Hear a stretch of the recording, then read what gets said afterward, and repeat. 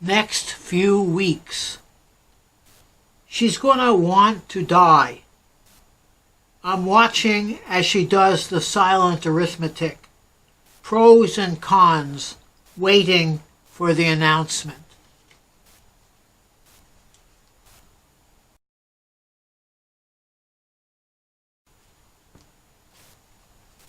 The Christmas party. At the next table is a family of laughers.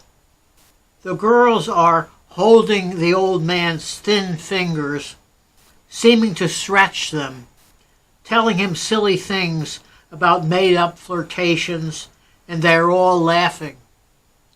The sons and daughters and wives and husbands and children all come for the punch, the eggnog, and the spiced chicken.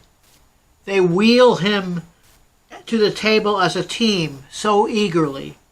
They laugh, joke after joke. The old man's face is holding what almost could have been a laugh.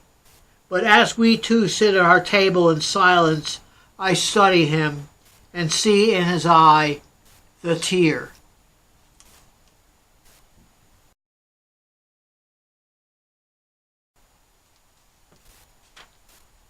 Wonderland. Wizened from years of bingo smarting, tiny Mina stands at the TV table, moving videotapes from their boxes, scrambling their titles. Being helpful, yesterday she portioned the milk into small glasses and added thickener.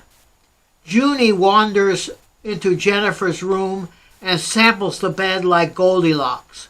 Peter, the man from the sidewalk bench, shuffles in his carefully supervised shoes with pants falling down, sucking his lips and wiping them with his extruded tongue.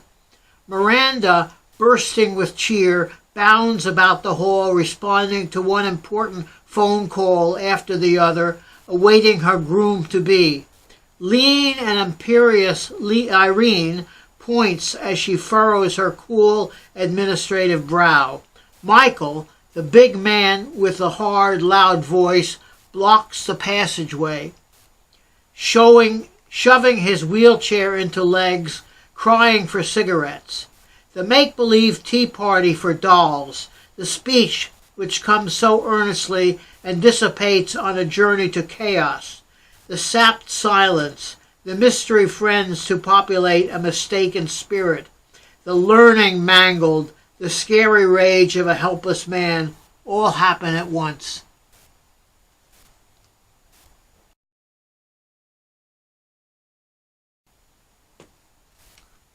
The late sleeper. Death is inside, life is out. Silence contains the tools of death, and when it happens every day, you practice with them. You may develop a competency in death by finding the levers of light that bind you to silence, that close the doors.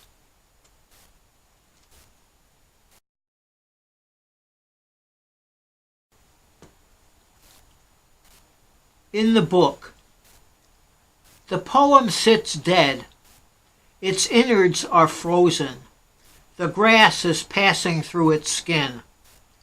The poem is a shadow covering tunnels leading to little rooms with tiny tables on which are boxes. It's uneven in its fog. Crisp edges emerge when the light shifts, and some of what is suddenly seen frightens. The poem is a tiny bird. The warm workings of its life grind and slide, lubricated by rusty water from the sea.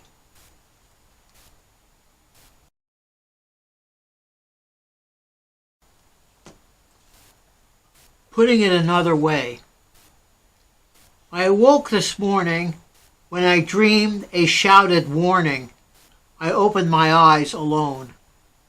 Speaking for myself, I spend half the hours of my life seeking voices. In waking dreams, voices stream through my life. My quest for voices like a journey out in the strangeness. Wish and ask, take my breath.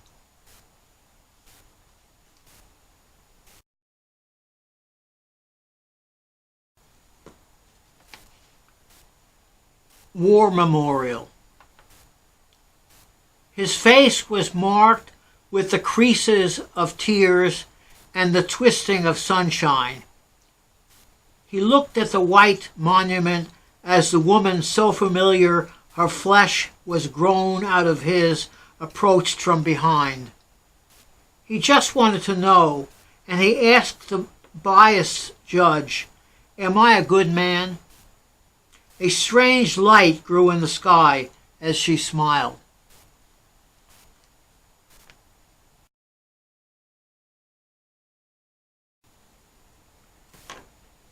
Great pillars of war movies. Number 1. What Death Kills. I. Moving moment, fat bundle of memory. Pasted pictures, a tower of skulls. Want. The mattering of the world, the great pointing.